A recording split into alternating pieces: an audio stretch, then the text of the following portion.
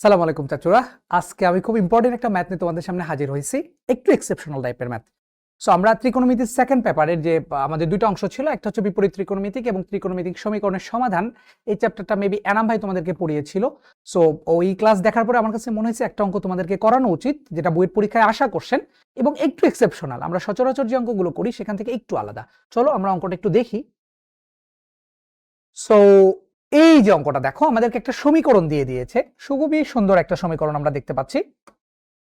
দেখো খুবই সুন্দর একটা সমীকরণ তারা দিয়েছে। 1 plus sine 2φ plus sine theta সমান কস 2φ প্লাস কস 2 থিটা। এখানে আবার আমাদেরকে ফাই এবং থিটার একটা রেঞ্জও বলে দিছে।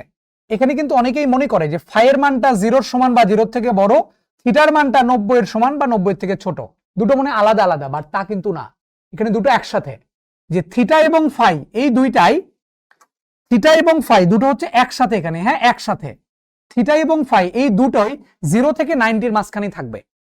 মানে থিটা এবং ফাই এই দুইটা কোণের মানে লোয়েস্ট হতে পারে 0, হাইয়েস্ট হতে পারে 90 এবং এর মাঝখানে যে কোনো অ্যাঙ্গেল হতে পারে। দুটো আলাদা আলাদা কিন্তু কিচ্ছু না। কেন এই অঙ্কটা এক্সেপশনাল বললাম? নর্মালি সচরাচর যে অঙ্কগুলো করি ওখানে ভ্যারিয়েবল থাকে আমাদের একটা, হয় থিটা অথবা এক্স অথবা ফাই, একটা ভ্যারিয়েবল থাকে। বাট এই অঙ্কে কিন্তু ভ্যারিয়েবল দুটো। সো ফাই এবং থিটা দুটোই আমাকে সলভ করতে হবে এই জায়গা থেকে। চলো আমরা একটা অঙ্কটা শুরু করি। এটা বইয়ের 5-6 আসা কোশ্চেন, একটু এক্সেপশনাল। অঙ্ক কিন্তু কঠিন না, অঙ্ক খুবই সোজা, বাট একটু চিন্তা ভাবনা করে করতে হয়। চলো আমরা অঙ্কটা শুরু করি। পরীক্ষার হলে কিন্তু এরকম আসতেই পারে, মানে আমাদের জানা জিনিস সচরাচর যে অঙ্কগুলো করি সে অঙ্কগুলো দেয় না, একটু ঘুরায় দেয়, একটু জিনিস চেঞ্জ করে দেয়। এখানে যেমন দুইটা ভ্যারিয়েবল দিয়ে দিয়েছে। সো এই দুইটা ভ্যারিয়েবল দেখে তুমি চিন্তা করবা, হাই হাই আমি যে একটা ভ্যারিয়েবল দিয়ে করি অঙ্ক, এটা দুইটা ভ্যারিয়েবল দিয়েছে বাদ। না, একটু চিন্তা করলেই দেখা যাবে অঙ্ক সলভ করা যায়। চলো আমরা একটু দেখি। সো এই লাইনের পরের লাইন আমি লিখছি, কিভাবে লিখছি দেখো। 1 প্লাস, এই যে সাইন সি প্লাস সাইন ডির ফর্মুলা আমরা ফেলে দিই। সাইন সি প্লাস সাইন ডির ফর্মুলা কি? 2 sine C plus D by 2, তার মানে 2φ প্লাস 2 থিটা বাই 2, তার মানে চলে আসবে থিটা প্লাস ফাই বা phi plus theta. 2 sine C plus D by 2 cos C minus D by 2, so phi minus থিটাই আমি দিলাম। আর এই যে কস মাইনাস থিটা, এটাকে আমরা বাম পাশে নিয়ে আসলাম, তাহলে কস 2 যদি কমন নাও তাহলে চলে আসে ফাই প্লাস থিটা। ডান পাশে 0 হয়ে গেল, বোঝা গেল? ওকে।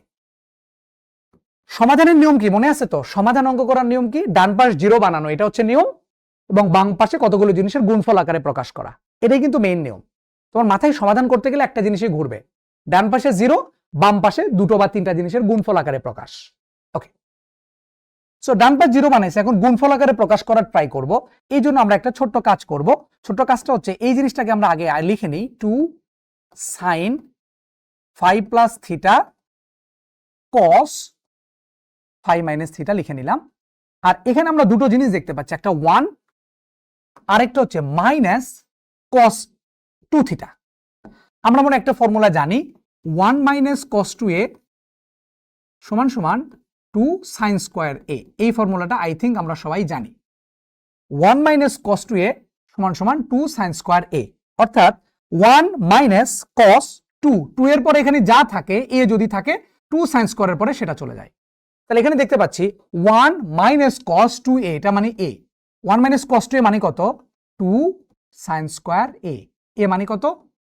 5 প্লাস থিটা। অঙ্ক কিন্তু শেষ।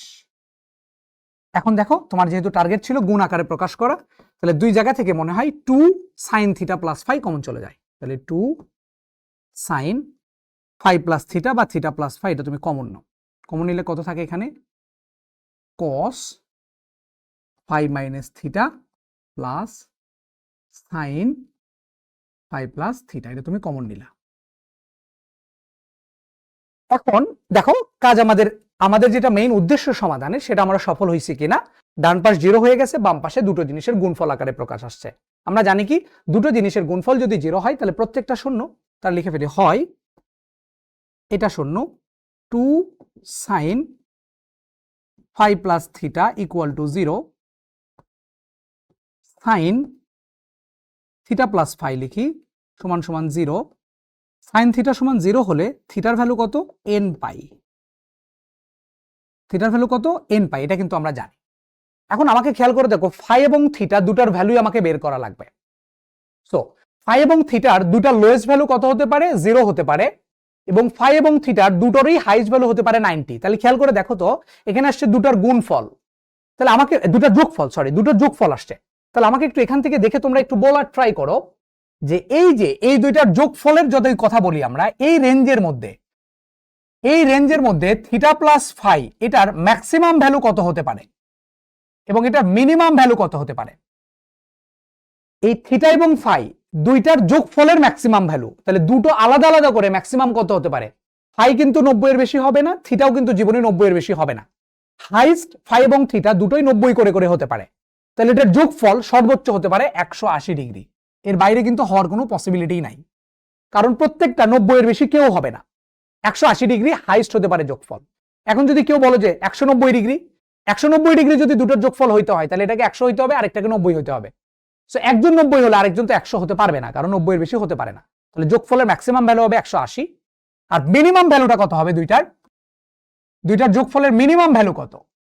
প্রত্যেকটাই থিটা মিনিমাম কত 0, ফাইও মিনিমাম কত 0। তাহলে এই দুটার যোগফলের মিনিমাম ভ্যালু হবে 0 ডিগ্রি, এর বাইরে কিন্তু যাবে না। তাহলে থিটা এবং ফাই দুটোই যদি 0 থেকে 90 রেঞ্জে থাকে, তাহলে এই দুটার ম্যাক্সিমাম ভ্যালু হতে পারে 180 যোগফলের, এবং দুটার যোগফলের মিনিমাম ভ্যালু হতে পারে 0 ডিগ্রি, এর বাইরে কিন্তু কখনো যাবে না। তুমি যদি চিন্তা করো এই দুটার মিনিমাম ভ্যালু তো -1ও হতে পারে, -10 ডিগ্রি হতে পারে না, কারণ কেউ তো এখানে নেগেটিভ হবে না। সবারই লোয়েস্ট ভ্যালু হচ্ছে 0 করে, কেউ 0 থেকে কম হবে না। সো তাদের যোগফলেরও লোয়েস্ট ভ্যালু হবে 0, এর কমে যাবে না।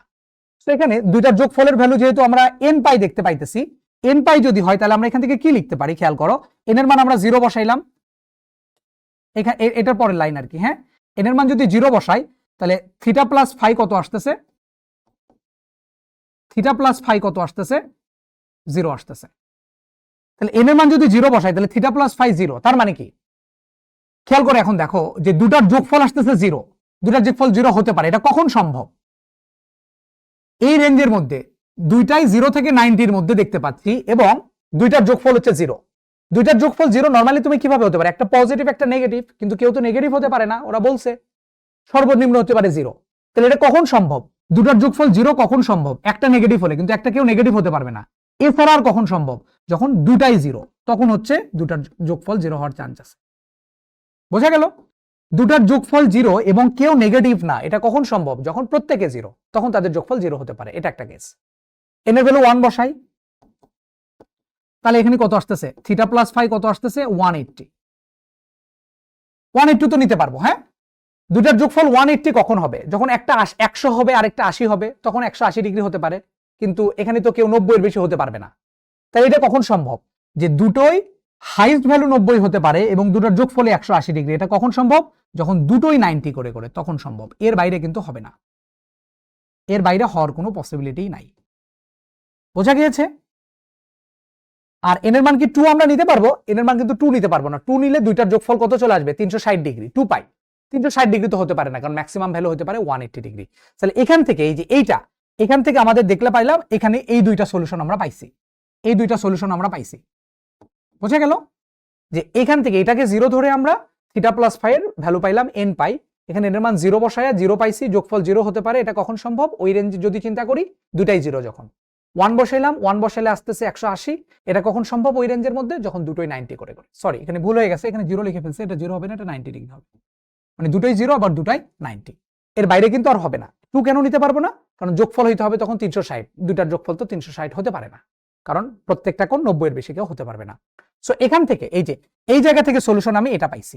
এখনো কিন্তু আমার একটা বাকি, এই যে এইটাকে 0 ধরতে হবে আবার। হ্যাঁ, এটাকে আমরা একটু পরের পেজে যাই, পরের পেজে লিখি এটাকে। হ্যাঁ, মনে রাখি একটু sin theta plus phi cos phi minus theta লিখে ফেলি। চলো, আবার ওটা হয় ছিল, আবার sin theta plus phi plus cos phi minus theta ছিল, এইটার মান 0। এটা মানে অ্যাকচুয়ালি 0 হতে পারে না, এটা তুমি পরীক্ষার হলে হয়তো বা বুঝতে পারবে না। এটা পরীক্ষার হলে তো দেখে বোঝা সম্ভব না, এটাকে করে দেখতে হবে। চলো আমরা একটু করি। এই অঙ্ক যদি করতে চাই, আমরা নরমালি জানি কি, এটা দুইটা যোগ আকারে আছে, তো সিডির ফর্মুলা পড়বে। সিডির ফর্মুলাতে দুটোই সাইন হতে হয়, দুটোই কজ হতে হয়। সো আমরা একটা ভ্যালু নিয়ে কাজ করি, দুটোই মনে করো আমরা সাইনে কনভার্ট করতেছি। সো এই কস থিটা থেকে আমরা সাইন থিটাতে যাব। তো এটাকে কত লেখা যায়? Sine 90 degree minus theta, sine 90 degree minus theta, theta মানে হচ্ছে ফাই মাইনাস থিটা। তো সাইন সি মাইনাস সাইন ডির ফর্মুলা এখন ইউজ করে দাও। সাইন সি মাইনাস সাইন ডির ফর্মুলা কি? 2 sine C plus D by 2 C plus D by 2 cos C minus D by 2, তাহলে theta plus phi minus 90 degree, আর এটা কত চলে আসে মাইনাস ফাই, এটা হয়ে যাবে প্লাস ফাই, আর মাইনাস মাইনাস প্লাস, এটা হয়ে যাবে মাইনাস ডিভাইডেড বাই 2। মানে আমি একটা ভ্যালু নিয়ে কাজ করছি আর কি। হ্যাঁ, তাহলে এখান থেকে দেখো তো দেখি কে কে কাটা চলে যায়। ঠিক আছে, তো 90 এর আগে প্লাস, ফাই এর আগে মাইনাস। ঠিক আছে, এখন এখানে কে কে কাটা যায়, ফাই ফাই কাটা চলে যায়। তাহলে এখানে দেখো তো কত থাকে, 2 সাইন, এটা আসতেছে কত, থিটা থিটা যোগ করলে 2 থিটা, 2 থিটা বাই 2, তার মানে থিটা প্লাস 90 মাইনাস 2 মানে 45। আবার কস, এখানে কত চলে আসে দেখো, এই থিটা কাটা চলে যায়, তাহলে থাকে ফাই, ফাই ফাই 2 ফাই, তাহলে চলে আসে আমাদের কত, phi minus 45 equal to 0। So এখানে যদি তুমি ধরো সাইন থিটা প্লাস 45 সমান হচ্ছে 0, সাইন থিটা সমান 0 হলে থিটা সমান কত, এন পাই। এন পাই মানে কত, 0, তারপরে আরো কত আসতে পারে, পাই, 2 পাই, এগুলো অনেক আসতে পারে।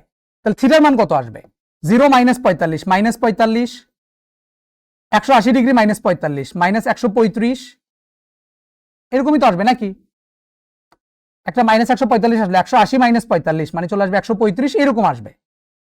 এখানে কোনো ভ্যালু কি আমাদের এই রেঞ্জের মধ্যে আছে, 0 থেকে 90, এই রেঞ্জের মধ্যে তো যাইতে পারবো না আমরা থিটার ভ্যালুটা, তাই না? এই রেঞ্জের ভ্যালু কি আছে, এর মধ্যে আছে, 0 থেকে 90 এর মাঝখানে আছে, নাই। তার মানে এখান থেকে আলটিমেটলি কোনো সলিউশন আমি পাবো না এখান থেকে। আচ্ছা, এখান থেকে পাওয়া যায় কিনা, তাহলে দেখো cos 5 মাইনাস 45, এটাকে আমরা 0 ধরলাম, cos থিটা সমান 0 হলে থিটা কত হয়, cos 0 ডিগ্রির মান কত, 1, cos 90 ডিগ্রির মান 0, তাই না? 0 মানে কত, cos 90 ডিগ্রির মান 0। ঠিক আছে, আমরা যদি নরমাল একটা ভ্যালু নিয়ে চিন্তা করি, তাহলে 5 মাইনাস 45 মানে চলে আসবে 90, তাহলে এখানে 5 এর মান কিন্তু চলে আসবে 135 ডিগ্রি। মানে ওই রেঞ্জের মধ্যে কোনো ভ্যালু তুমি এখানে পাবা না। ওই যে 0 থেকে 90 যে রেঞ্জটা ছিল, সেই রেঞ্জের মধ্যে এটা সলভ করে কখনো ভ্যালু পাওয়া সম্ভব নয়। এখানে যে মানটা পাচ্ছ সেটাও এই রেঞ্জের মধ্যে নাই। এখানে একটা ভ্যালু নিয়ে চেক করছি, এরপরে তো আরো অনেকগুলো ভ্যালু আসবে, এই রেঞ্জের মধ্যে কেউই আসবে না, 0 90 মধ্যে কেউই আসবে না।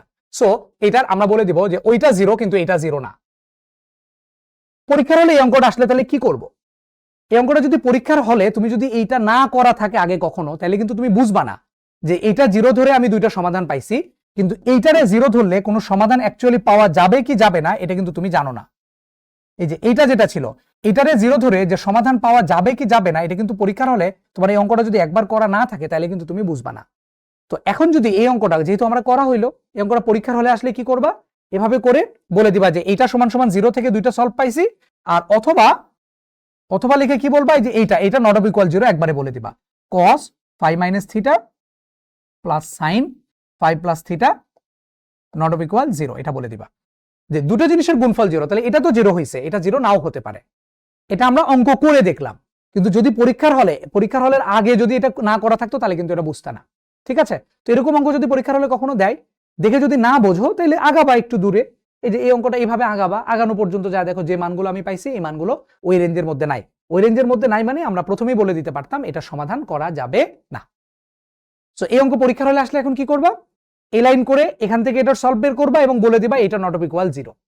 ঠিক আছে, আর এই অঙ্ক না দিয়ে যদি অন্য কোনো অঙ্ক দেয় তাহলে একটু করে দেখবা আসলে যে সমাধান করার পরে যে মানগুলো আসে সেগুলো আসলে ওই রেঞ্জের মধ্যে আছে কিনা। যদি রেঞ্জের মধ্যে থাকে তাহলে বলে দেবা সমাধান আছে, রেঞ্জের মধ্যে না থাকলে বলবা সমাধান নাই। অঙ্কটা কিন্তু একটু এক্সেপশনাল ছিল, ঠিক আছে। সো এই যে এক্সেপশনাল টাইপের ম্যাথ তোমাদেরকে করানো হচ্ছে, এটার পেছনে কারণ হচ্ছে তোমরা যেন ভীত হয়ে না যাও, ভয় যেন না পাও। তো তোমাদের মনে তোমরা সাহস রাখো, সবসময় একটা কথা বলে আসছি, তুমি পারবা, এটা তুমি মনে প্রাণে ধারণ করো, দ্যাটস ইট, এর বাইরে তোমার আর কিচ্ছু লাগবে না। যদি তুমি মনে করো তুমি পারবা তাহলেই তুমি পারবা। মানুষ কি বলছে এদিকে তাকাবা না, নিজের ফোকাসকে ঠিক রাখো, সে অনুযায়ী পরিশ্রম করো, সামনে এগিয়ে যাও, সফলতা আসবে। দেখা হবে, কথা হবে, যে কোনো প্রবলেম হলে আমাদের সাথে যোগাযোগ করো, আমরা সর্বদাই তোমাদের পাশে আছি। সবাই ভালো থেকো, আল্লাহ হাফেজ। সবার সুস্বাস্থ্য এবং সফলতা কামনা করে আমি বিদায় নিচ্ছি সবার কাছ থেকে। আসসালামু আলাইকুম সবাইকে।